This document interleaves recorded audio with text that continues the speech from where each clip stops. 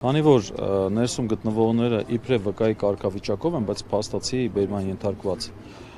եւ իբրև իրենց պետք է ծանոթագրեր տային եւ ասեին, որ փաստաբանների հետ կգայք այստեղ, որովհետեւ որևէ մեկը չունի այլ կարգավիճակ, իբրև վկայի կարգավիճակ ունեն։ Մենք հիմա այստեղ Մկրտիչ սրբազանն ենք սպասում եւ իր հետ կապված, իրեն հայտնաբերման հետ կապված գործողություններ ենք իրականացնում։ Փաստաբաններից մեկը մտավ քահանաներից մեկի շահերի ներկայացման նպատակով եւ նաեւ հիմա կտեսնենք ինչ է կատարում ներսում։ Այսինքն թույլ են տալիս ամեն դեպքում փաստաբաններին արդեն ինչեւ այս բանը թույլ չէին տալիս։ Տեսեք,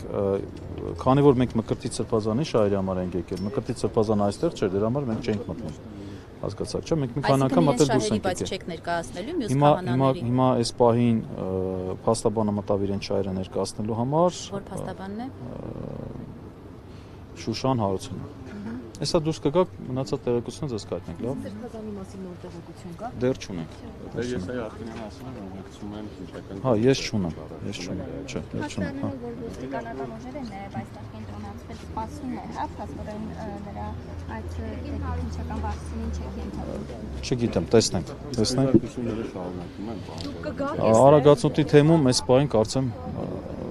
կատարում է խոզարություն։ Կներեք։